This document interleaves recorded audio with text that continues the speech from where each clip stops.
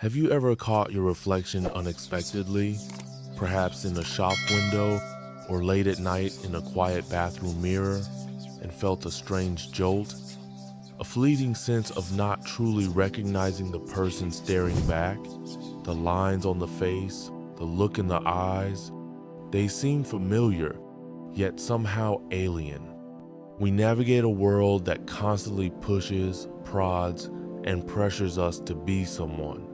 Be successful, be popular, be productive, be happy. We adopt roles, learn lines, and wear costumes tailored to fit these expectations. And sometimes, achieving what the world calls success can feel exactly like that. Donning a costume, you play the part, you hit your marks, you might even receive applause. You build a life that looks impressive from the outside. But deep down, in the quiet moments when the performance stops, a persistent voice often whispers, "This isn't really me. This isn't the whole story." It's a feeling of profound disconnect, a sense of living a life that isn't quite yours. What if the real crisis we face in modern life isn't the fear of failure, but the slow, almost imperceptible erosion of our true selves, the gradual trade-off of authenticity for acceptance until we forget who we were before the applause began? In the face of such profound questions, where do we turn? The ancient Stoics, masters of the inner life, offered not easy answers, but powerful guidance. Epictetus, a philosopher who knew firsthand the meaning of external constraints and inner freedom, advised, first say to yourself what you would be, and then do what you have to do. Notice the sequence.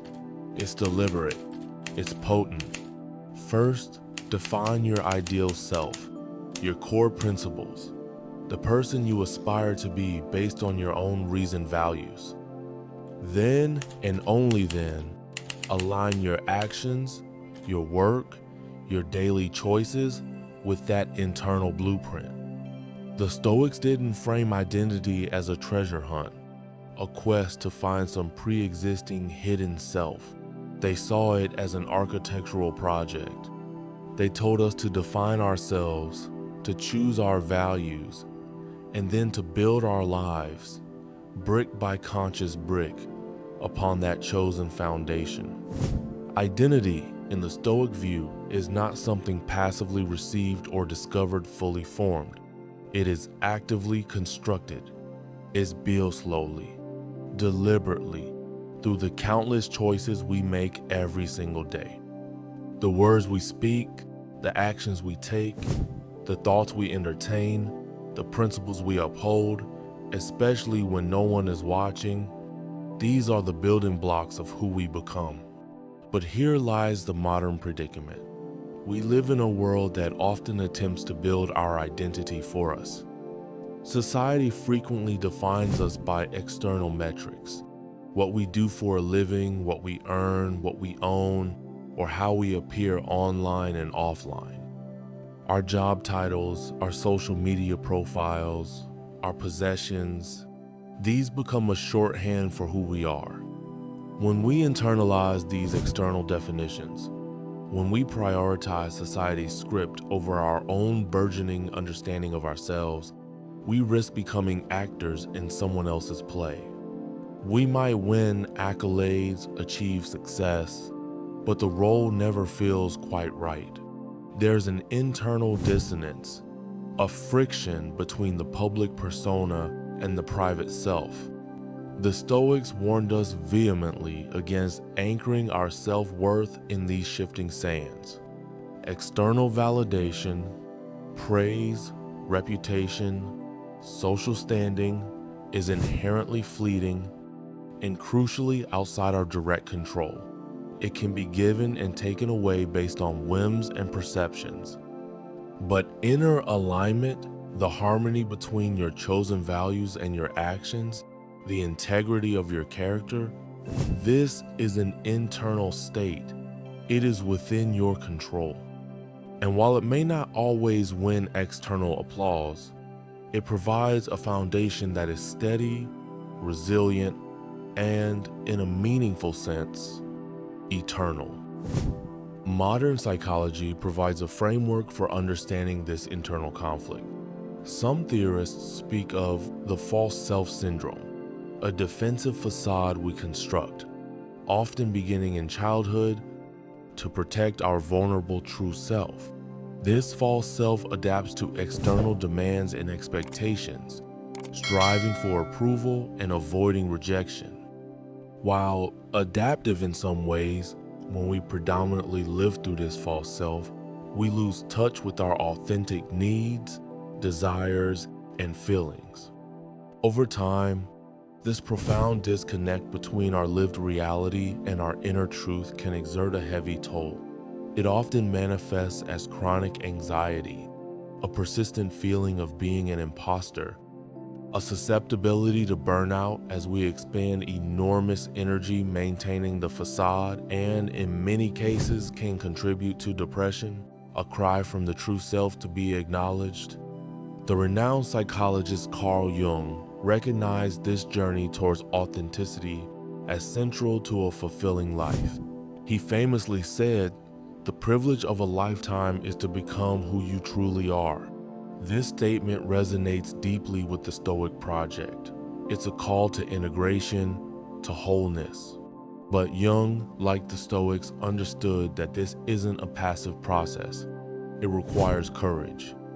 To become who you truly are, you must first be willing to confront, understand, and ultimately integrate all the parts of yourself, including the roles you've played and the masks you've worn. We must face who we are, not to truly embrace who we are. Consider the story, perhaps apocryphal yet illustrative, of a young man who sought refuge in a remote Zen monastery. He came from a world of privilege, a wealthy family, an elite education, a guaranteed future inheritance, and all the societal expectations that came with it. He had played the part of the successful heir, but felt a deep, gnawing emptiness, an identity crisis he couldn't articulate. He thought leaving it all behind, embracing the austere life of a monk, would solve his problems. He believed escaping his old identity would automatically grant him a new, more authentic one. But the solitude, the stripping away of external validation, initially broke him. His mind raced with doubts, regrets, and the ghosts of the life he'd abandoned. The silence amplified his inner turmoil. Seeing his struggle, his wise teacher didn't offer complex doctrines. He simply said one day, "You are not here to escape the world or the roles you played. You are here to meet yourself exactly as you are." The words resonated. That night, sitting in the deep silence of the zendo, the young monk had a shift in perspective. He stopped fighting his past, stopped striving to become someone new. He simply observed, and in that observation, he found a space for acceptance. He later wrote in his journal, "I met myself in silence, and I forgave the roles I played. They were not me, but they were part of my journey."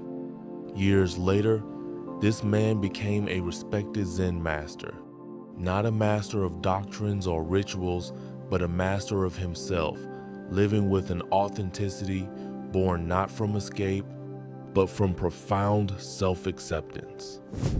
This brings the question back to us, here and now.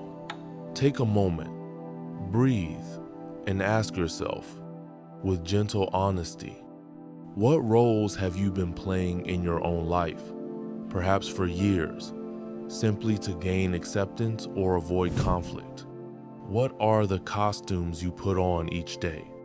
What masks are you wearing at work, with friends, with family, even when you're alone, primarily to be seen in a certain way, to be praised, or to avoid judgment?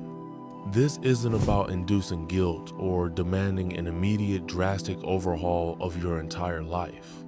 The path to authenticity often begins with small, quiet steps. Today, you don't need to redefine everything. You only need to start by creating a little space, a little silence, and asking one simple, powerful question. In this situation, with this choice, what part of this is truly mine? Which thought, which feeling, which action resonates with my core? The Stoics taught us a liberating truth. True freedom isn't found in becoming everything the world wants you to be, or in having everything the world offers. It is found in wisely, courageously choosing what not to be, what not to pursue. It's found in the power of conscious subtraction. You don't need more masks, more roles, more validation. You often need less noise, less pretense, less attachment to outcomes beyond your control. But in that less, you find something infinitely more valuable, something truer, your authentic self.